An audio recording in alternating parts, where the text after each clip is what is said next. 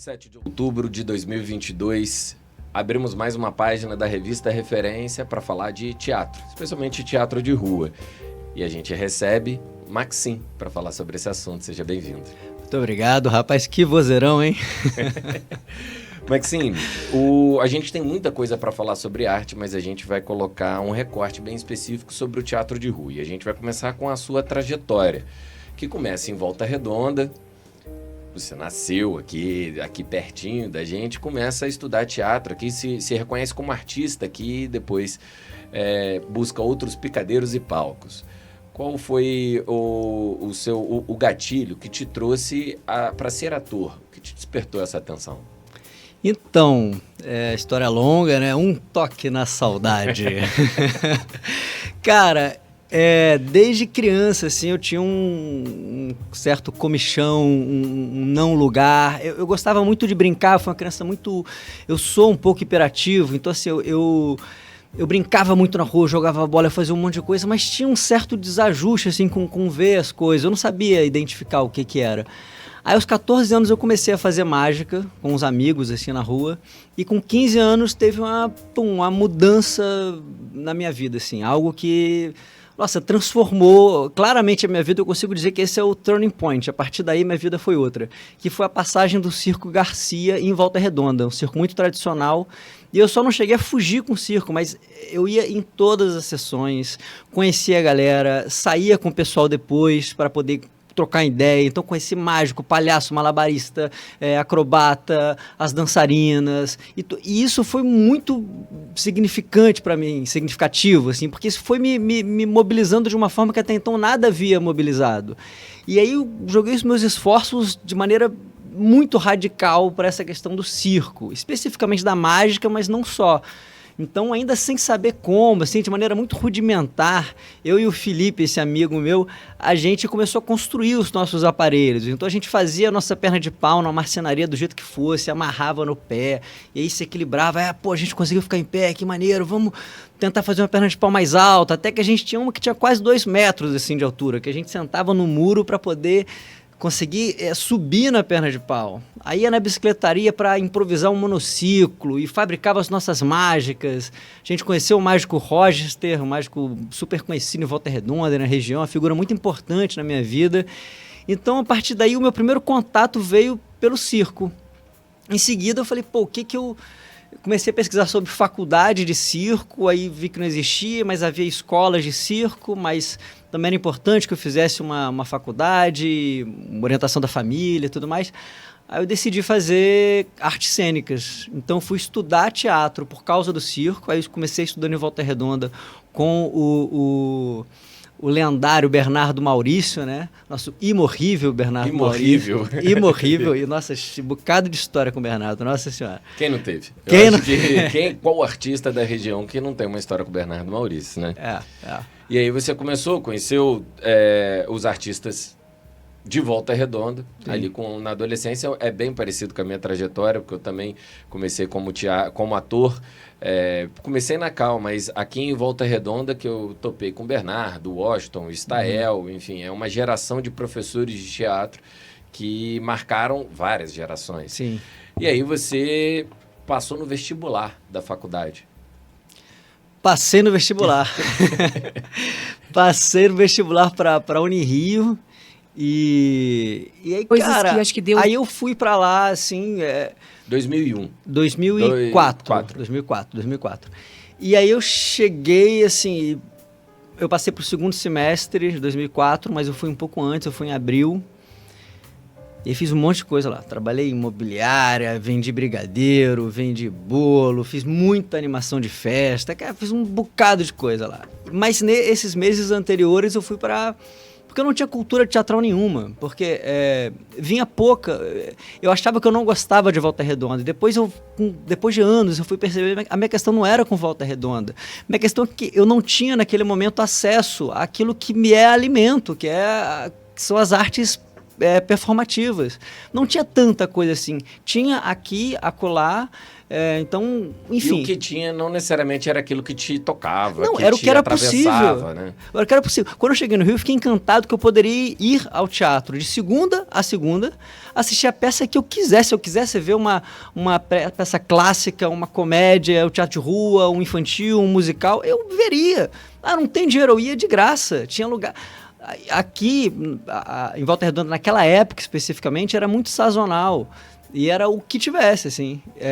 Meu irmão passou no vestibular da Unirio, fez a Unirio, acho que foi ali que vocês se conheceram. E 2005, talvez, foi quando a gente se conheceu, 2005 ou 2006, que eu também estava no Rio, trabalhando com produção e com teatro. Tem uma... Eu me lembro, e aí já que é um toque na saudade... Tem uma memória muito forte que meu pai achava o Rio muito perigoso. Eu estava ali com 20 anos, 21, madrugando na Lapa, indo no Tá Na Rua, no CTO, que é o Teatro do Oprimido do Augusto Boal, que também é na Lapa, e bebendo dessas mesmas fontes. E achava aquilo uma sensação de liberdade e de segurança. E hoje eu acho tudo muito perigoso. Do mesmo jeito que meu pai, há 20 anos atrás, falava e ele tinha essa visão. E acho que o Rio não mudou nada em relação a esse assunto. Mas o Rio mudou muito em relação à produção cultural, em relação à produção artística, na qualidade, no processo acadêmico. Você atravessou esse período de explosão dessas linguagens ou da transformação das linguagens cênicas do Rio de Janeiro. O que mais você destaca nesse período seu de faculdade que logo depois você constitui seus grupos e segue a sua carreira? Cara, acho que o meu panorama, ele acaba sendo, o meu recorte ele é um pouco curto, né? Porque eu chego nesse período de 2004, eu não sei o que vem antes. Então, por exemplo, Rubens Correia, Asdrubal, uma turma muito importante para o Teatro Carioca, eu não tive a oportunidade de ficar assistindo, de ficar conhecendo, então eu não sei muito bem. Quando eu cheguei muito focado nessa parada do circo, e aí lá eu tive contato com palhaço, então, era palhaçaria, circo, então era tudo muito nesse caminho, assim, e era isso que eu buscava, e era um período de bastante fomento, então tinha festivais, de um festival de palhaço chamado Anjos do Picadeiro, que era uma coisa fenomenal, que, em 2009 transformou a cidade do Rio de Janeiro numa grande palhaçada, assim, no melhor sentido da palavra. Artística. E foi muito potente. Então, assim, o que eu percebi, especialmente, sei lá, nos últimos anos mudou, mas durante, ali entre 2016 e 2020, teve todo aquele crescimento cultural que vinha no Rio de Janeiro, a lei do artista de rua, porque antes, para fazer um espetáculo de rua no Rio, você precisava, se não me engano, eram de quase 20 documentos para fazer. Aí você precisava da liberação da Guarda Municipal, do Bombeiro, de não sei o que, de não sei o que. Da Ordem Pública, da Polícia Militar, da Polícia Subprefeitura, da Prefeitura, de Vigilância Sanitária. De todo mundo, sabe? Secretaria do Meio Ambiente. É isso aí. E aí você precisava de ter um bombeiro do lado, ter um padre aqui, ter um pastor ali. Era muito complexo. Com a lei do artista de rua, não. Eu chego lá e ninguém pode me tirar, porque... É de que ano essa lei? Ai, rapaz, não acho faz que ela pergunta recente, difícil. 17, 18, não, mas é mais antiga, assim. Acho que ela tem quase 10 anos. Mas foi um processo, assim, mas para construir essa lei até chegar nessa lei. Ela é certamente anterior a 17. Mas tem um processo para poder alcançar nessa lei. E aí, quando chega essa lei, isso é uma transformação muito grande para a rua. E aí, quando chega ali 2008, fiquei 4 anos no Rio, vendo muito teatro, muita coisa. E aí, 2008 é o momento que eu me apaixono pelo teatro de rua. E aí, cara, aí eu só tenho... Aí eu fico... Sabe quando você fica meio idiota, assim, apaixonado, burrão? Eu fui... Cara, tudo quanto é preconceito que você possa imaginar, eu tinha com outro teatro. Não, porque teatro é uma coisa burguesa, não vou em teatro em casa fechada. Teatro de shopping. Isso, não vou, teatro que paga ingresso pro ticket.com. Rapaz, eu não tenho... Hoje eu faço propaganda feliz da vida. Vão ao teatro, vão assistir minha peça. Amanhã eu tô no teatro, que amanhã que não é amanhã pra vocês, mas é pra gente. Seu coração tá mais leve agora, né? Porque porque tá tudo bem ter outros teatros do mundo, Tá né? tudo bem, não. Cara, eu era muito reacionário quando eu me apaixonei pela rua, assim, porque a rua é muito encantadora, né? Porque você vai... primeiro que você pode fazer um espetáculo pro engravatado, cheio de dinheiro, e pro sujeito que tá em situação de rua. E os dois podem juntos apreciar a mesma obra, a partir de seus pontos de vista. E aí, quando eu me encanto pela rua em 2008... Em 2009 eu entro para uma companhia de teatro de rua chamada a Grande Companhia Brasileira de Mistérios e Novidades, que trabalha com teatro de rua sobre pernas de pau, num momento de bastante fomento à cultura, ao teatro. E, uma companhia... E eu circulei pelo Brasil com uma peça que eram 16, eu acho, pessoas em cena. Então, assim, eram quase 20 pessoas ou 20 pessoas que viajavam. A gente viajou pelo Brasil. A gente só consegue fazer uma peça com essa estrutura se a gente tiver patrocínio, se tiver fomento, né? E naquela época de 2008, 2009, tinha investimento para a gente fazer teatro de rua. Qual era a fonte desse investimento, já que é um dos temas que a gente recortou para falar aqui? Quais eram as formas de financiamento do seu trabalho como artista de rua? Editais, leis de incentivo, contratos direto e chapéu. O que pesava mais nesse financiamento?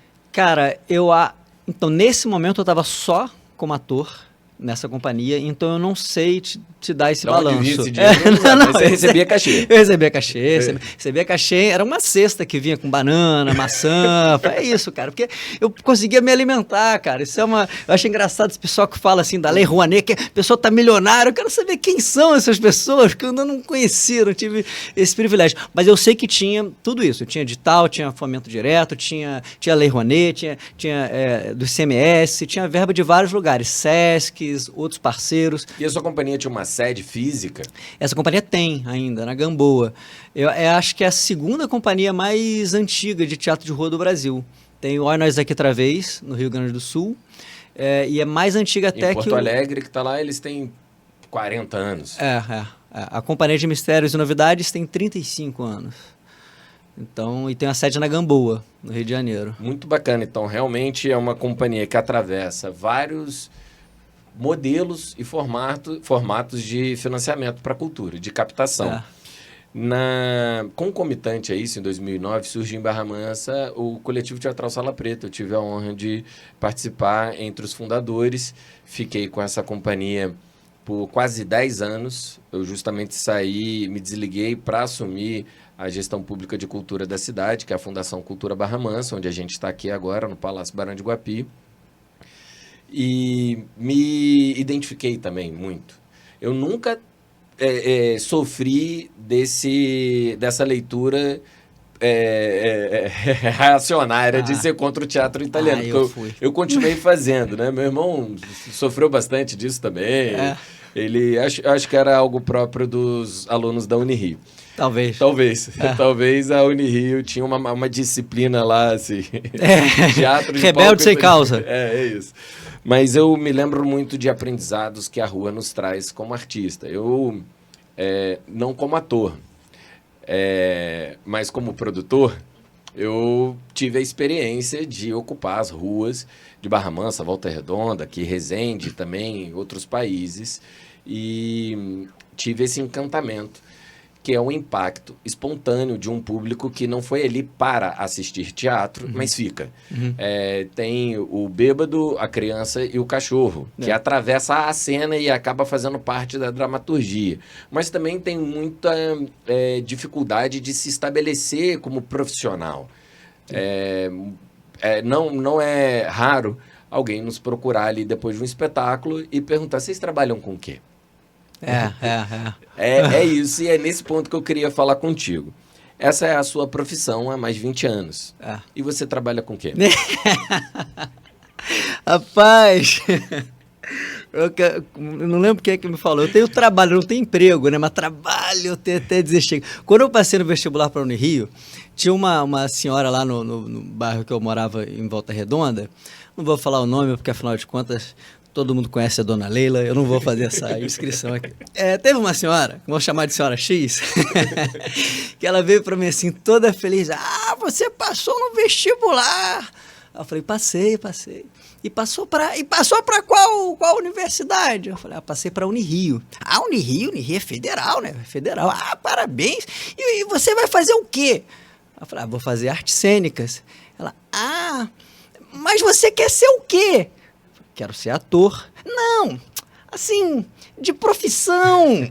Que isso, tem uma dificuldade de entender. Aqui que a gente está falando mais cedo, né? Hoje é dia 7, estava calculando a minha próxima folga, vai ser no dia 25 de novembro, hoje é 7 de outubro, quase daqui a 2 meses. Pô, trabalho pra caramba, assim. Eu também dou aula, mas é isso, é tudo ligado ao teatro. Dou aula de teatro, atuo, produzo. Então, enfim, as vacas são magras, né? A gente tem que fazer tudo, tem que plantar o capim, tem que adubar, tem que dar lá para a vaquinha comer, tem que tirar leite, tem que fazer tudo, né? Então... Uma colega falou, num contexto político, de que mamar na teta ninguém quer, né? Eu respondi para ela de pronto, assim, todos querem mamar na teta. Ninguém quer cuidar do pasto. O que ninguém quer é cuidar do pasto. E eu acho que essa metáfora se aplica muito para a arte de rua, porque você está cuidando de tudo que relaciona com aquela obra artística. Cuidando dos próprios artistas que fazem os figurinos, as maquiagens, os roteiros, a dramaturgia, o treinamento físico e os corres. Os corres todos. Hoje você se vê com a função de ator. Mas e todas essas funções? Você também se enxerga como um profissional dessas áreas? Não, sem dúvida. Sem dúvida. Quando me chamam para um trabalho que eu estou só como ator, eu falo, pô, que maravilha, eu vou lá, feliz da vida. Mas na minha companhia hoje, que é a companhia, eu ia falar da de Mistérios e Novidades, que é a Magnífica Trupe de Variedades, pô, eu sou diretor, sou produtor e sou ator. Então eu faço a produção, não faço sozinho. E isso não é da companhia. Você exerce funções de direção, de atuação, de produção, quando convém em alguns trabalhos, é isso? Exato. Nesse momento eu foco só na companhia, não foi sempre assim. Nesse momento eu consigo me dar esse luxo de focar só na Magnífica Trupe de Variedades. Porque é isso, assim, eu não consigo... Eu poderia trabalhar com outras pessoas fazendo outras produções, só que eu digo que eu sou um produtor de subsistência, eu faço para poder fazer as minhas coisas, eu quero produzir as minhas coisas. Se agora eu estou correndo pra caramba, eu estou fazendo tanta apresentação, estou fazendo um monte de coisa, é porque, o ano passado eu plantei muito, né? Eu fiz muito pasto no ano passado, né? Arou a terra, adubou, semeou. De sol a sol. E você tocou num ponto importante sobre a carreira de um produtor, que hoje é a minha carreira, eu acho que eu me profissionalizei e, de fato... Eu acho que você se profissionalizou. Eu acho também, né? E é como eu me apresento, eu sou um produtor. E eu comecei assim, como produção de subsistência, e foi um marco muito grande quando eu comecei a ter clientes externos. Quando eu comecei a produzir outros profissionais, que não eram os meus projetos, mas não existe isso. O produtor, quando pega uma produção, o projeto é dele. Sim. Ele passa a tomar para si esse projeto. Mas eu entendo quando você diz que você produz os seus projetos. Você não está prestando serviços aqui, toma aqui, eu sou produtor, ator, figurinista, diretor, roteirista, palhaço, e escolhe aí qual serviço que você vai tomar. Em teoria, você é ator, mas exerce todas essas funções. Esse é um retrato do artista brasileiro independente. Sim. Não, e eu acho que tem um lance da... Isso em alguns casos, em teatro de caixa fechada, em cinema, mas na rua é muito comum. Que é o cara que vai fazer aquilo porque ele quer dizer muito aquilo. Ele quer que esteja digital dele ali. Quando me chamam para fazer um trabalho como ator, há momentos em que eu me encaixo perfeitamente com aquilo que está sendo dito, que aquele discurso é o meu discurso, ou às vezes é próximo e eu vou confrontar aquilo e vai surgir uma coisa bacana. Mas tem momentos que eu estou ali como ator e é uma voz de outras pessoas, não é a minha voz. Eu percebi que quando eu me produzo, essa que é a parada, quando eu me produzo, eu consigo dizer aquilo que eu quero dizer, aquilo que eu tenho vontade, mas às vezes, se eu não fizer essa produção, eu não vou ter meios. Porque, pô, quem é que vai supor que tem um Maxim que quer falar de tal coisa? E vou chamar ele porque eu imagino que ele queira... Não, não é assim, entendeu? Então, quando eu estava na Companhia de Mistérios, estava lá no interior do Ceará fazendo uma peça, e aí, pô, foi muito encantador ver que é uma falácia que brasileiro não gosta de teatro, porque eu circulei com uma peça que era um drama satírico escrito há 3.000 anos atrás, e eu não fiz essa peça para menos de, sei lá, 150 pessoas. Chegava em lugares que não tinha ninguém. Era uma rua, tinha uma birosquinha, um bêbado, um cachorro passando, e de repente a gente vai montando, um fala com o outro, a roda vai se formando e a gente faz o espetáculo. E eu comecei a pensar, eu falei, caraca, para eu estar aqui, alguém teve uma ideia. E aí pegou essa ideia, transformar essa ideia, porque a ideia não é um projeto, a ideia não é uma arte, né? A arte é quando você pega uma ideia e leva numa matéria. E leva numa matéria. Essa matéria pode ser uma onda sonora para fazer uma nota musical, pode ser uma tela, pode ser um palco, pode ser uma praça. E aí pegaram a ideia, colocaram no papel e fizeram um projeto que mandaram para um lugar que transformou esse projeto em dinheiro que conseguiu fazer com que estivéssemos lá. E ali, meio sem saber como, eu fiz essa engenharia reversa. Eu falei, cara, para eu poder fazer as coisas que eu quero dizer, talvez eu tenha que fazer esse negócio de produzir, assim, de produção. Aí foi meio que isso, assim. Essa sua voz se repete em vários artistas, eu acho que é por isso que a gente se identifica e que você se identifica com tantos artistas. Primeiro com a Dona Vera X, Leila, Dona X. Que muitos artistas, principalmente atores, ouviram isso.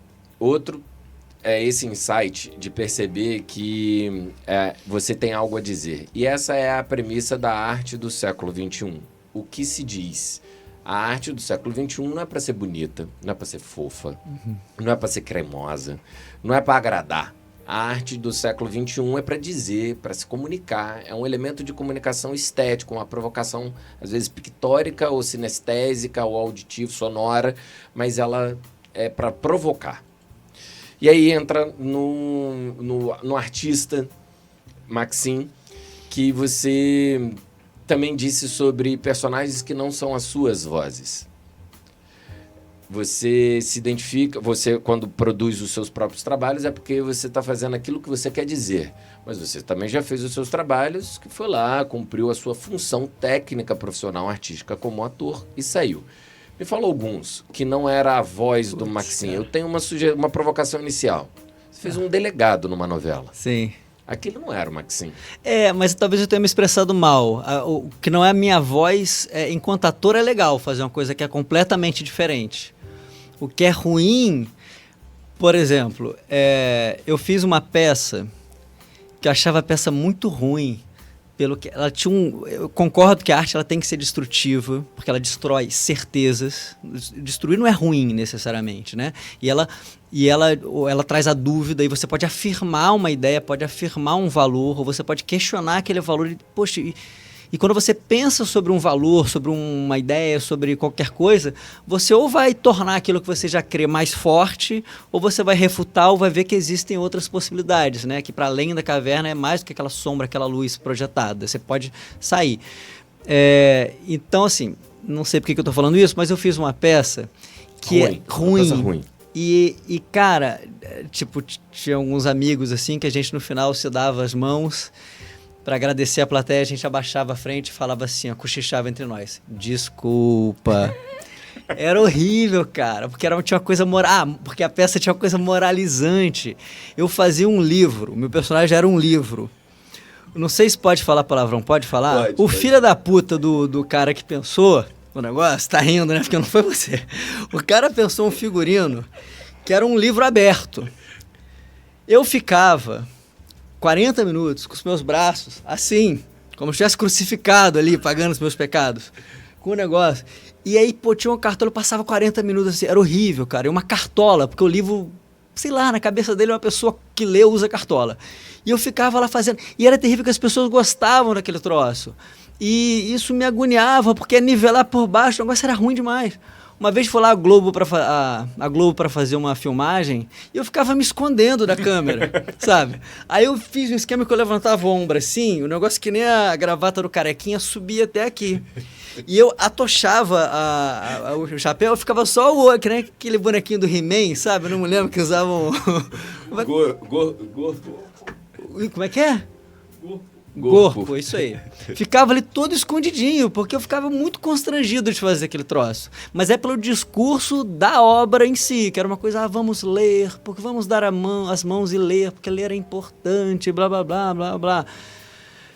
Claro, assim, quando eu tava criando, talvez eu faço o meu marketing. Talvez não é a essência, eu tô entendendo que não é a essência do discurso, assim, é a mensagem. Pô, porque você certamente é a favor de que o estímulo à leitura deve ser algo propalado. Claro. Que leiam, leiam. Só que eu acho que é a narrativa, a construção narrativa desse estímulo à leitura que atravessa alguns signos que se distancia daquilo que você acredita como linguagem. Claro. E aí, volta pra novela. Você é ator de novela, para. Sim. Você é ator de novela. A galera do teatro de rua tem uma muralha enorme com aquela galera lá da Globo, aquela galera lá de TV. Isso aí é teatro de televisão. Isso aí é ator da Globo. Pô, isso aí é ator de Malhação. Você fez Malhação? Eu fiz Malhação. Você fez Malhação. Você fez novela, qual foi que você fez o delegado? Foi A Regra do Jogo. A Regra do Jogo. Foi o novela. Não era um delegado, não, era um inspetor da polícia. Era na delegacia. Você vê que eu assisti tanto. Eu só assisti as suas cenas dessa novela. Fez bem, fez bem. As suas cenas. E você fez filme também. Fiz. Conta um pouco sobre a sua trajetória, então, audiovisual, tanto de Malhação a Netflix. Como é que foi isso aí? Cara, na verdade, eu tinha esses preconceitos todos aí. Acho que a arte me ajudou a quebrar muito preconceito, assim. Estando em Volta Redonda, tendo crescido assistindo Sessão da Tarde, eu achava que eu achava que palhaço, que hoje é o que eu mais faço, era uma arte menor, era uma coisa menor. E olha só, eu abandonei a Unirio para fazer só palhaço, depois que eu voltei para me formar. Então, assim, eu fui quebrando muitos preconceitos. E assim, eu tinha um preconceito também com a televisão. Claro, você estudou na Unirio. Eu estudei na Unirio. Não, mas a questão era a rua. Quando eu entrei nessa parada da rua, que foi fora, eu conheci a rua fora da Unirio. E aí abandonei a Unirio pela rua, assim. Eu era um xiita mesmo, cara. Aí que dirá assistir televisão, sabe, novela. Então eu recusei a Globo 2 vezes antes de aceitar. Então, porque eu achava que era essa parada. Mas eu sempre gostei muito de cinema. Cinema eu gostei muito. E aí eu fui fazer um curso uma vez que eu falei, quero fazer cinema, mas eu tenho que aprender a fazer. Eu fui fazer um curso, uma oficina com era um curso, né, um pouco mais longo, com o Walter Lima Jr., um cineasta premiadíssimo, maravilhoso. E essa produtora, ela estava produzindo um curta-metragem na época e estava selecionando atores. Aí, que é interessante isso, né? Porque, eu sempre falei com todo mundo, eu falo com todo mundo, eu dialogo, eu não sou vereador, não saio falando, oi, bom dia, abraço, como se eu fosse amigo há anos da pessoa, mas eu cumprimento e respeito todo mundo, né? E nesse curso eu tinha um operador de câmera que filmava. Tinha gente que nem olhava pro cara, sabe? Eu cumprimentava, falava, e não sei o que, trocava ideia e tal, blá, blá, blá.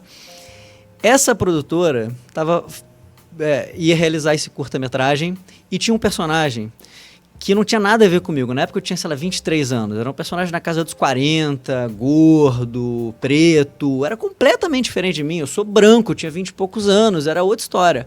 Só que ele operando a câmera, ele falou, cara, tem um garoto lá que talvez ele consiga fazer bem esse personagem. Só que não era pra mim. E aí, eu fiz 5 testes. E, em cada teste eu ia melhor que o teste anterior. E eles começaram a ficar na dúvida. Mas esse cara tá fazendo melhor que os outros que estavam participando.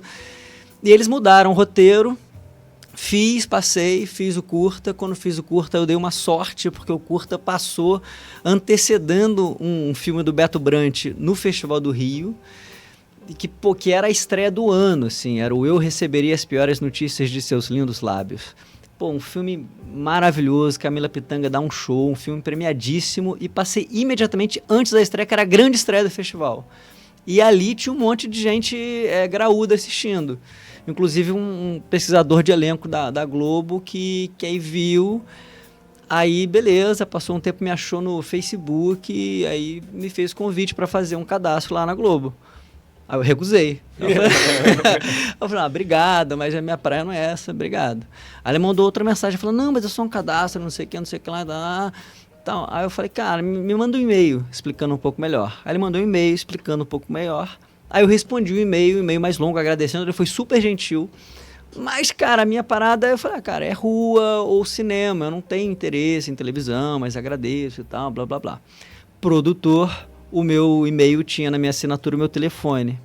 Aí meu telefone toca, é ele. Ele falou, não, vem fazer um cadastro, é só fazer um cadastro. Você não vai, cara, não tô te contratando, não. Que isso, cara, calma aí, é só um cadastro. Eu falei, beleza, né? Fui lá e me cadastrei. Passou uns meses... E o cadastro é lá no Projac mesmo? Lá no Projac. Aí, pô, passou uns meses, fiz uma participação aqui, uma participação acolá, porque isso, sem dinheiro, né? Pô, autônomo. Eles pagam diária de gravação, de elenco de apoio. Isso. Enfim. Aí ganhava diariazinha e tal, mas também chegava lá, gastava tudo que eu podia gastar, entendeu? Andava de carrinho pra cima, pra baixo, tomava uns 8 copos d'água, me enchia de café, eu gastava tudo que eu podia gastar. Só faltava levar papel higiênico pra casa, mas eu gastava mesmo o negócio, eu tirava a onda. Aí, pô, passou um tempo, eu fui... Aí, pô, me ligou de novo. Não. Quando eu fui fazer o cadastro, eu coloquei 2 observações. Eu falei, beleza, eu cheguei cheio de marra, bravo. Eu falei, pra não pegar mesmo, né, cara? Pra não te chamar mesmo. Não, porque eu juro pra você, isso tudo é verdade, cara. Eu recusei no Facebook, recusei no e-mail, no telefone eu falei, eu vou, mas tem que ser nos meus termos. Eu falei, cara, beleza, é isso mesmo. Quando eu fui fazer o cadastro, eu falei, coloca no cadastro 2 coisas. Não me chame pra fazer Zorra Total e Malhação. Você não vai me chamar que eu não vou fazer. O preconceito ainda tava ali, cara, né? Muito arraigado. Aí quando o camarada me ligou pra fazer um teste pra fazer Malhação, eu falei, não dá, cara. Malhação não vou fazer. Aí, não, mas tá mudando e não sei o que, tal e coisa. E eu dava aula, eu tava 3 meses de salário atrasado. E aí eu falei, tá. A barriga roncou. E aí foi importante também para eu perceber que é isso, cara. Quem tá no corre, o corre é o corre, cara. A gente precisa ficar vivo é uma estratégia de subversão, né? Gente maneira viva é legal. Acho que eu sou um cara maneiro, então eu falei, pô, preciso ficar vivo. Fui lá, fiz o teste, passei. E aí foi um grande aprendizado, cara, assim, porque, primeiro assim, no primeiro mês que foi ao ar, quando eu tava gravando, assim, eu não falei para ninguém, fiquei constrangido. Eu não tinha televisão em casa, bravo. Eu fiquei constrangido, falei, cara, tô gravando esse negócio, não sei o quê. E aí depois eu andava na rua, pô, as pessoas começavam a me reconhecer. Aí, cara, eu colocava boné e não sei o quê. Não é por marra, sabe? Porque eu ficava constrangido. Eu demorei um tempo para perceber que não era nada disso. Hoje, pô, eu tenho amigos... Pô, isso foi 2012, a gente tá em 22. Eu tenho amigos de 10 anos, cara, que nesse período todo que eu fiz. E eu fui muito feliz fazendo Malhação, sabe? E foi muito bacana. Era um auxiliar da escola, um professor? Isso, era um auxiliar da escola. Eram muitas cenas na sala dos professores. Eu me lembro disso. Um disciplinário? Era uma escola... Não, eu era um inspetor de alunos. Eu só faço inspetor de escola, inspetor da polícia. É isso aí. Ali comecei minha carreira como inspetor. Bugiganga, daqui a pouco você vai pegar... Né? Mas, cara, fui muito feliz lá, cara. De verdade, assim. Deve ter essa anotação no seu cadastro lá. Bom para inspetores. Pode ser. Deve ter isso lá. E depois que eu fiz o policial, pô, me chamaram pra um monte de policial, assim, filme de policial, não sei o que de policial, tudo de policial, né? Coloca carimbo, né? Pô, o cara consegue fazer um policial, vai ser um policial. Tem esses rótulos. Tem uma cara de policial? Tem os músculos aqui, ó. Isso aqui não é... Não é qualquer coisa, rapaz, não, pô, né? fui fazer porque eu não sabia fazer nada, né? Tive que fazer um curso de tiro, né? E, pô, descobri que eu sou um exímio atirador. De verdade, assim, com a pistola é uma precisão muito grande. Agora o fuzil, cara, eu sou tão forte que eu não conseguia segurar o fuzil na época, cara. Eu errava tudo, porque era pesado. Eu acertava tudo com a pistola, com o fuzil eu errava, porque era muito pesado pra mim, assim. E não dava nem pra fazer a cena, né? Na cena eu dava uma enganada, assim, mas aí eu tive que malhar e tal, mas... Filmes. Cara... eu fiz alguns filmes, assim, fiz muitas participações, assim como novela, assim, fiz muitas participações em filmes, em novela e cinema. E fiz alguns um pouquinho, que eu tinha uma presença um pouco maior. Um destaque. Então, esse curta-metragem que se chama Doido pelo Rio, foi muito bacana, assim, que foi ele que, pô... teve essa história do Festival do Rio, ganhei prêmio de melhor ator com ele, então eu tenho um carinho muito grande, assim, por esse filme, direção do Márcio Câmara. E tem um outro filme também que que também é muito bacana, assim, que é um filme chamado Estamos Vivos, que é uma coprodução com o Canal Brasil, que é um longa-metragem todo feito em plano sequência. Nossa. E aí, foi muito bacana, assim, que foram, sei lá, uns 3 meses de ensaio, era quase como uma peça de teatro, porque se errou com 90% do filme, volta para o começo. Então, câmera, o som direto, a galera toda tinha que ficar acompanhando, tinha que ensaiar com a equipe, assim, isso foi muito bacana, foi muito legal, assim, foi muito desafiador Estamos fazer. Vivos é o nome desse filme. Estamos Vivos, Estamos Vivos. Muito legal. E aí, você se apaixonou por Dulcinea. Por Dulcinea, rapaz. Cara, e tem a ver com aquela história, né, da leitura, né, que você falou mais cedo. Não é que a questão é como que a gente vai fomentar a leitura. Eu tenho uma adaptação do Don Quixote e que, é muito maneiro, porque algumas pessoas, mais de uma, assim, foram algumas mesmo, que assistiram o espetáculo, por causa do espetáculo, leram o livro e depois foram ver o espetáculo novamente. Incentivou muito mais a leitura do que... Muito mais do que o outro lá do livrinho que eu ficava lá pagando minhas promessas, cara. Nossa Senhora. É uma leitura sua sobre esse contexto, mas sim, você teve um feedback muito mais positivo de estímulo à leitura com a temporada do Don Quixote, que tem 6, 7 anos. Que você tem. Cara, vai fazer 10 anos. Vai fazer 10 anos, né, de Don Quixote, premiadíssimo. Fala um pouco dessa trajetória do Don Quixote. É um monólogo. Sim. E partiu de você o projeto ou você foi convidado por um diretor? Como foi isso? Cara, eu tava nessa parada de rua, né? E eu queria fazer uma adaptação do Don Quixote que fosse pra rua. E eu não queria atuar, eu queria dirigir. Eu nunca tinha dirigido nada, mas eu queria dirigir isso. E aí eu queria que fosse uma banda tocando rock and roll e um bocado de atores e atrizes, muita gente assim, na praça. E aí, eu tava no Ceará, num festival de teatro de rua, e eu vi uma companhia de São Paulo, chamada Companhia São Jorge de Variedades, que tinha um espetáculo de teatro de rua, que era uma adaptação do Don Quixote, que era uma banda tocando música psicodélica no meio, com 20 pessoas passando em volta. Tudo aquilo que eu imaginava, que eu queria, quero fazer. Um dia os caras fizeram, mas era muito bom o negócio. Era maravilhoso. Eu assisti 3 vezes. Eles apresentaram 3 dias no festival, eu assisti os 3 dias. Era muito bacana. E abandonei a ideia, assim, quero fazer, já fizeram melhor do que o que eu faria, estava feliz, o universo conseguiu o Don Quixote de rua perfeito. Show de bola, morreu Maria, segue o baile. A minha vida é muito entrecortada por falta de dinheiro, né, de coisa de artista. E todo ano eu busco fazer um curso com alguém que eu acho muito maneiro e que especificamente trabalha com coisas que eu não sei, ou para me aprofundar em algo que eu queira ser especialista. Eu ia para São Paulo para fazer um curso com o Lume Teatro, em Campinas, e, na época eu estava sem dinheiro, paguei a inscrição, uma parte, 50%, mas, chegou na época, janeiro, estava sem dinheiro para passagem, para ficar lá e tal, eu falei, não vai dar. Aí reavi o dinheiro e falei, o que tem de curso essa semana no Rio de Janeiro que eu consigo pagar com esses 50% aqui que eu ia pagar lá no Lume. E por acaso estava rolando um curso com o Júlio Adrião, que tem um espetáculo maravilhoso, A Descoberta das Américas, premiadíssimo, é uma referência, um cara que transformou o teatro carioca, assim, nessa linguagem do teatro solo. E aí, por acaso, era o curso que tinha para fazer. E eu fui fazer, e aí eu precisava contar uma história, era um curso de narrativa solo, então eu precisava narrar algo sozinho, né?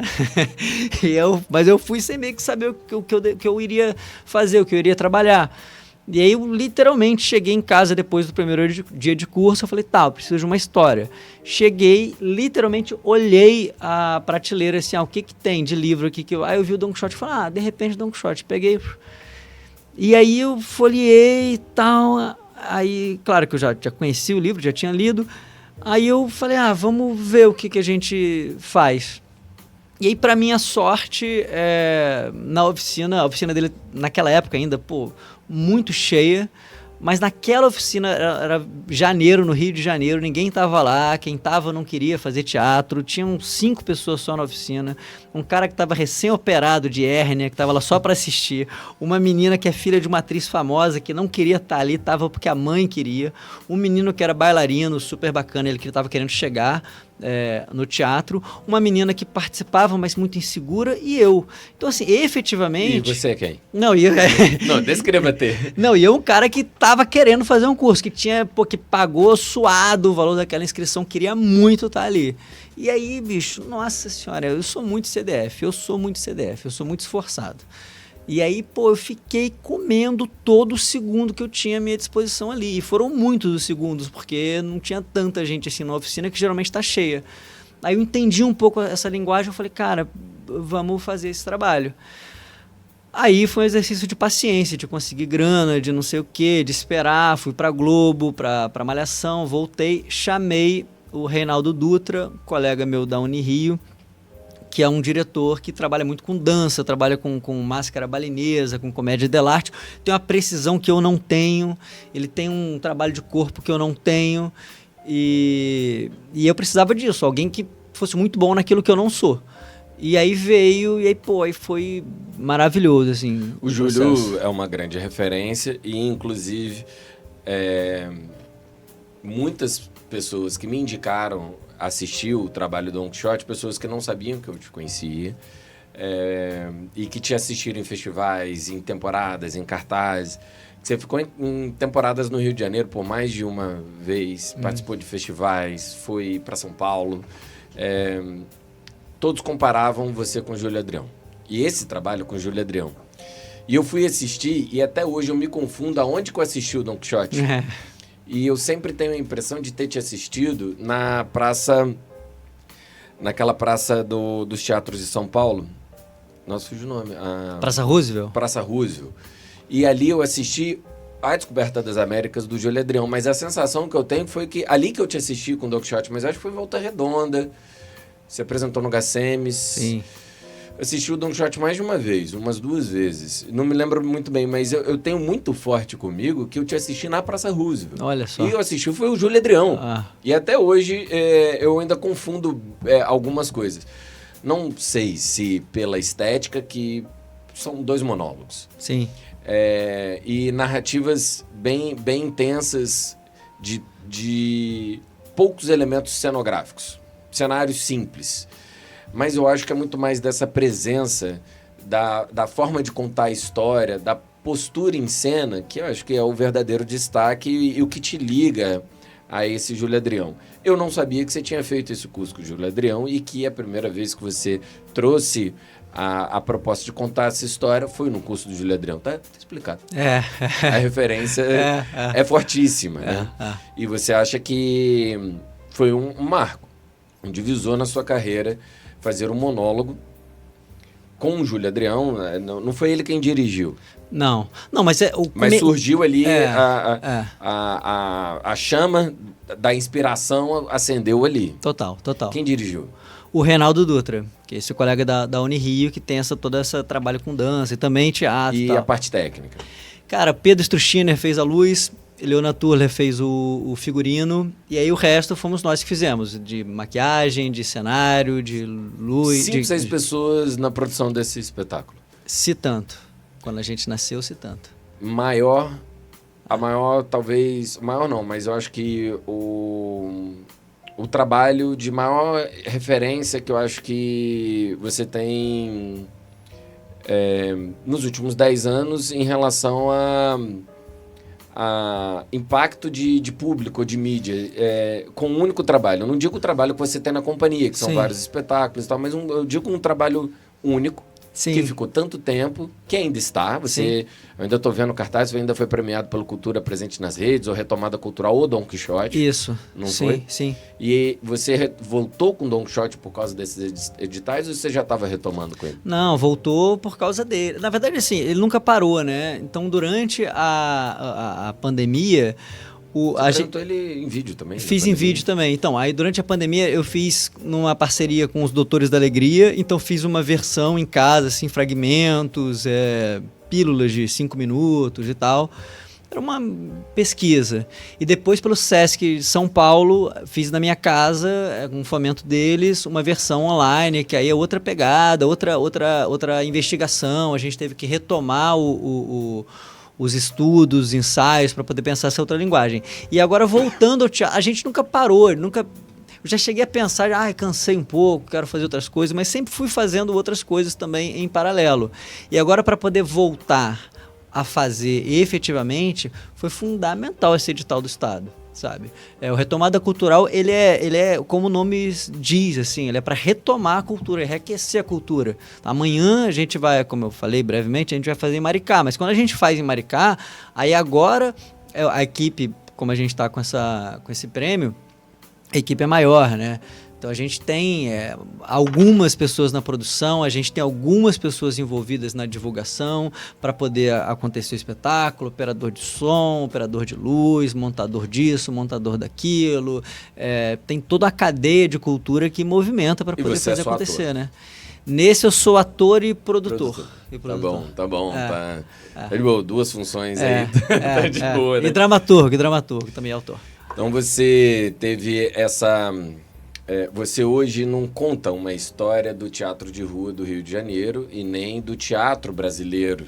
Você é essa história, no mínimo, dos últimos 10 anos. Então, eu acredito que quando você lembra de 2004, que você chegou no Rio como espectador, você começa a sua história, a contar a história do teatro do Rio de Janeiro em 2004, porque foi a partir dali que você começa a assistir. Mas... não muito tempo depois, você começa a ser essa história, a referência. São muitas pessoas e colegas e gerações mais novas que têm o Maxim como uma referência. E não à toa você está num programa que chama Referência. Porque essa referência é para além desse ator, mas é como esse inspiradora. Você é uma referência de inspiração para quem... começou a conhecer teatro e só quer assistir, mas também quer fazer. Quer saber como é que você é tão versátil que domina uma praça, como a gente viu recentemente no Corredor Cultural, com o circo e o minicirco itinerante, com a magnífica... Trupe de variedades, que teve um público incrível, que teve uma energia, um calor fortíssimo no lugar mais bonito da cidade. Aqui, até hoje, as pessoas falam com uma alegria de ter participado daquela experiência. E também, até hoje, falam do Don Quixote, que estão em contato. Tem muita coisa muito forte que você deixa como artista e como legado. E é por isso que é uma referência. Hoje, então, você fazendo uma análise do teatro contemporâneo, especialmente do Rio de Janeiro, mas você tem, sim, capacidade e tem condição de falar desse panorama do teatro brasileiro. Mas eu acho que a gente vai estender muito. Vamos falar desse teatro do estado do Rio de Janeiro, tem um ponto focal, ou muito forte na capital, como muitos assuntos, mas qual é esse panorama? O que está acontecendo no teatro do estado do Rio de Janeiro? Cara, eu acho que tem muitas discussões. Eu acho que essa questão da identidade, da identidade artística, ela é muito forte, né? Então, assim como eu fiz por onde dizer faço diariamente por onde dizer as coisas que eu quero dizer, muitos outros artistas também estão com essa perspectiva. Então, acho que essa democratização, quando a gente fala de democratização cultural, a gente está falando da gente levar e a gente receber, assim. Eu já fiz espetáculo na Rocinha, por exemplo, e já assisti espetáculos da Rocinha. E tem um lance de eu assistir espetáculos na Rocinha. Então, eu acho que quando a gente começa a perceber que as pessoas são muito mais plurais do que a bolha que tinha, por exemplo, em 2004, quando eu cheguei, que era muito mais difícil você estar em cartaz naquela época, porque os teatros era só a turma da Zona Sul, era só quem estava ali naquela, vamos chamar assim, de panela, naquele grupo. Hoje eu percebo que é muito mais aberto. Então, eu acho que esse cenário, ele é um cenário polifônico. Eu não conseguiria dizer, eu acho que talvez a característica maior seja essa, assim, a polifonia. Tem muitas vozes falando muitas coisas. Tem uma busca, e muitas dessas vozes, elas buscam o que dizer, Às vezes não se sabe o que dizer, mas é preciso estar em cena. E um corpo em cena ele já está dizendo alguma coisa. Quando um corpo periférico está em cena e está ganhando o prêmio Shell, como aconteceu com a Confraria do Impossível há pouco tempo, está dizendo alguma coisa. Tem o discurso de um espetáculo que fala sobre racismo, mas tem o discurso de corpos que não habitavam aqueles espaços até bem pouco tempo atrás e que agora habitam. Então eu acho que é uma luta por essa pluralidade. Estava conversando recentemente com o Will, de Coatis, vereador de Coatis, que eu acho que é um caminho sem volta. Quando a gente fala de editais como o Retomada Cultural, o Foca no Rio de Janeiro, enfim, alguns editais públicos que começam a abrir, começam a entender que é preciso que a arte de rua tem que estar presente, tem que ter uma linha específica para espetáculos e pessoas LGBTQIA+, para determinadas regiões periféricas que nunca tiveram acesso para poder construir alguns equipamentos, porque às vezes nunca teve um equipamento cultural ali. O teatro de rua vai funcionar ali, só que hoje, como eu já acho que tem que ter teatro de rua e teatro fechado, então quando eu acho que é um caminho... Teatro de caixa ou palco italiano, o palco né? italiano. Que é o termo que se usa. Isso. Eu sou um cara muito antigo. Vamos assim, tecnicamente para os nossos ouvintes, né? Mas tudo bem. Não, o teatro não é difícil, teatral. Quando a gente fala de teatro, e eu te fiz uma pergunta sobre o teatro. Sim. É de rua, é palco italiano, é alternativo, é solo, é coletivo, é teatro de grupo, é teatro comercial, é de shopping. Não importa, é teatro. E esse panorama é bem interessante o que você está pontuando, que tem uma democratização da distribuição do recurso, que recentemente a gente verifica que, especialmente com o Fundo Estadual de Cultura, o recurso começou a chegar em cidades mais distantes da capital, e com isso os artistas começaram a se conectar por meio desses editais. Projetos como o do Sesc, que provoca redes de teatro de grupo, também estão se conectando, estão crescendo e ascendendo. E cada prefeitura hoje também tem buscado o cadastro municipal e se conectar com os artistas. Eu acho que a Lei Aldir Blanc foi muito forte para fazer as prefeituras e o Estado, o governo, o sistema, a política cultural enxergar esses artistas, né? Então, o panorama do teatro que você pontua é muito forte, porque você não está fingindo que não está vendo, né? Aquele teatrão do shopping da Gávea, ele ainda está aí, ele não mudou em nada. Não mudou a indústria, a cadeia produtiva. Mas o que mudou, hoje o que a gente tem muito a dizer são essas pontuações que você acabou de fazer, né? Sim. Os artistas estão sendo vistos cada vez mais, mas não é só visto pelo público que eles se apresentam, estão sendo vistos pelo sistema, pela política pública, pelos governos, pelos fomentos públicos. Aqui em Barra Mansa a gente também já publicou, desde que eu entrei aqui, em 2017, a gente publicou mais de 30 editais, só de ocupação foram uns 4 ou 5, e toda a política foi voltada para a democratização com acesso a editais. É um marco também nesse contexto contemporâneo.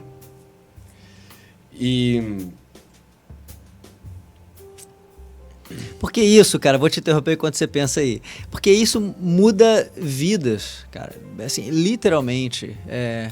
O Maxinzinho, de 15 anos, que estava no Circo Garcia, ele talvez tivesse um Maxinzinho aqui no Corredor Cultural quando a gente fez o minicirco mês passado. Talvez tenha alguém ali que foi modificado por conta da gente estar ali. E aí, por isso que eu acho que é um ciclo sem fim, é uma mudança sem fim. E cada vez vai ser mais polifônico, porque tem coisas que quem mora no Leblon precisa muito dizer e tem que dizer. Tem coisas que quem mora em Barra Mansa, numa região específica de Barra Mansa, precisa muito dizer e tem que dizer. Uma coisa não anula a outra. É fundamental você ter shopping da Gávea. Se você for ver o meu negócio catálogo lá no Netflix, vai estar favoritado um comedião, um besterol, não sei o quê, e vai ter favoritado um documentário que fala da 13ª emenda nos Estados Unidos, que mercantilizou as penitenciárias e aumentou o encarceramento. Eu gosto de saber sobre isso, assim como eu gosto de rir. Então tudo é possível, tudo é, como você falou, é teatro. Existem vários tipos de teatro. mas é teatro, no fundo é teatro. E como nós somos plurais, se tem mais espaço para a gente mostrar nossa pluralidade, os discursos vão ser, inclusive estéticos, inclusive de pesquisa. Eu estou pesquisando agora uma outra parada que não tem nada a ver com rua, com humor, enfim, uma outra pegada, que também sou eu, porque nós somos múltiplos, né? Nós somos multiversos. Polifônicos, exato, heterogêneos. A forma como você fala dessa polifonia, que todos têm o que dizer, é fato. O artista hoje que não tem o que dizer, ele é um reprodutor de técnica. E aí, longe... E não é aqui o lugar da gente colocar caixinhas, né? Mas, de fato, é uma discussão sobre quem vive a arte e fala de arte. A arte hoje ela é para dizer. Aquele que não tem algo a dizer está morto. E aí toca no ponto para a gente encerrar o nosso papo. As artes dramáticas, fundamentalmente, consiste, e só é possível, com o artista e o espectador vivos ao mesmo tempo no ato da obra. E você é um cara maneiro pra caramba que tem que estar vivo.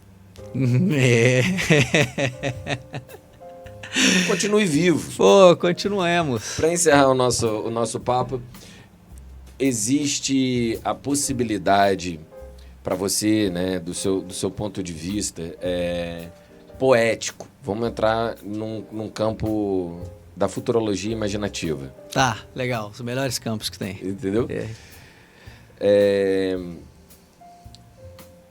Para onde vai o teatro brasileiro? Né? Existe a possibilidade da gente desviar o caminho, mas que caminho é esse? Então, futurologia imaginativa, não tem resposta certa. Então, pois eu acho que existem possibilidades da gente... Eu disse que é um caminho sem volta, mas eu vou eu vou discordar de mim mesmo. Vou discordar de mim mesmo. Vou voltar no caminho. Exatamente. Cara, eu acho que pode ser um caminho com volta. A gente pode negar isso tudo numa perspectiva de que, mano, o espetáculo tem que dar dinheiro, é que nem um refrigerante, mano, tem que vender. Aí, bicho, aí vai ser um problema. Porque o minicirco não vai estar aqui no Corredor Cultural mais. Porque nós somos uma equipe de 10 pessoas. Eu vou... Como é que é? Eu vou... Chapéu para 10 pessoas... Eu vou passar um chapéu na rua que eu digo que é democrática, o chapéu, contribuição mínima de R$50. Não tem condições, né? E se eu colocar R$50, o vagabundo vai falsificar uma carteirinha para pagar meia ainda no chapéu, né? Então, tem como voltar atrás. Mas como eu sou um sujeito otimista, eu acho que a gente tem uma possibilidade, eu tenho esperança de que as pessoas vão reconhecer que o que faz um país, o que faz uma nação, o que faz um grupo, o que faz uma cidade, o que faz um bairro, o que faz uma família, é exatamente sua cultura. Quando você vai para a Bolívia, eu falei de refrigerante, se você tomar um refrigerante aqui, na Bolívia, na Austrália, é o mesmo sabor. Agora vai ver Hamlet aqui na Bolívia, na Austrália. São Hamlets diferentes. Ou em Londres, no Royal Shakespeare Company. E, aliás, o Galpão, quando foi lá apresentar Romeu e Julieta, na companhia do Shakespeare, os caras falaram, cara, é a melhor montagem de Romeu e Julieta que a gente já viu. Da história. 1000 anos. E feito por um grupo de Mins. Um grupo de Mins, que colocava a música da cultura deles, da cultura mineira local, de um grupo do interior. E Barra Mansa, e Volta Redonda. E hoje, é isso que eu começo a perceber, que eu já percebi tem um tempo, que eu não tinha problema com Volta Redonda. Eu não enxergava a riqueza que tem. Porque os grupos que mais pesquisam arte cênica, circo, teatro, dança, geralmente eles estão nas periferias, porque tem relações humanas diferentes, tem relações comerciais diferentes, o custo de vida é menor e como geralmente o artista é mal pago, consegue ter uma vida um pouco mais digna, porque a gente não quer só comida, a gente quer comida, diversão, arte, balé, a gente quer viver, a gente quer um monte de coisa. Então assim, o potencial que Barra Mansa, que Volta Redonda, que Pinheiral, que Peraí, que as cidades pequenas têm, são muito fortes. O Grupo Galpão Sabe, é um grupo que não é um grupo da capital. O curso que eu queria fazer não, em São eles não são de Belo Horizonte? Não, acho que eles surgiram em Ouro Preto, depois foram para Belo Horizonte. Tem 30 anos também. Tem um bocado de tempo. Mas, enfim, o Teatro Soleil, que não tá o Circo de Soleil, o Circo Soleil tem vários, mas o Teatro Soleil que fica lá no cantinho, lá perto de Paris, mas não em Paris. A gente tem o Sala Preta aqui, que é um grupo que, além de ser longevo, ele tem uma pesquisa reconhecida nacionalmente. E uma pesquisa estética. Uma pesquisa estética. Com identidade. Claro. São artistas. São artistas e que são reconhecidos nacionalmente e internacionalmente, são pesquisados academicamente, tem estudos sobre esse grupo e que está aqui no interior. Então, quando eu comecei a ver essa potência do interior, cara, eu acho que é isso, o interior está falando, e eu acho que é um pouco sem volta, porque cara, você tirou da caixa... Você tirou dessa caixinha toda essa potência, essa imaginação de futuro, esse devir, você tirou, não tem como voltar mais, cara, porque ganha uma dimensão que é maior do que a caixa. Então não vai sair. Não cabe mais de volta, Não cabe mais de volta. Expande a ponto de não voltar. Mas aquilo que ficou dentro da caixinha vai ficar mesmo. Sim. Aquilo parece que está estático, independente do futuro, imaginado ou não, aquilo é aquilo. O que está fora da caixa pode ser qualquer coisa. E aí em qualquer tempo. Não, e a gente perde domínio sobre isso, né? Porque se eu lanço uma coisa, o que vão fazer com que assistiram de mim, eu não sei. Né? Podem dizer uma coisa, podem dizer outra, mas é isso. Certamente vão ficar falando, quero mais apresentações no corredor cultural. E aí sim, aí cabe às pessoas, ao poder público, a falar, cara, vamos fortalecer os espaços todos, fortalecer as pessoas, porque é isso, a arte é uma coisa, como você começou dizendo, precisa de seres humanos, precisa da troca para acontecer, esse tipo de trabalho que eu faço, que as artes cênicas fazem. Então, a gente precisa do contato com o outro, porque a gente se enriquece, assim, você falou de uma perspectiva, eu falo do lado de cá, a galera do grupo saiu eufórica da apresentação que a gente fez aqui, foi muito maneiro, foi muito potente, né? Cara, entendeu? E aí depois que a gente sai da euforia de uma apresentação como essa, a gente não quer não fazer, a gente não quer ficar carimbando, fazendo umas coisas que não tenham relação com aquilo, a gente quer mais, e para poder fazer isso, é uma ambição muito positiva, assim. Obrigado, o papo foi ótimo. E assim a gente fecha mais uma página dessa da revista Referência. E eu espero conversar com você mais vezes aqui no programa sobre outros assuntos. Sim, vai ser um prazer. Tava cheio de causa para contar. E vamos ter mais oportunidade para isso. Tem vaga para a segunda versão aí. Tem, para mais um capítulo, para mais uma parte desse papo com o Maxim sobre teatro. E assim a gente termina a revista Referência.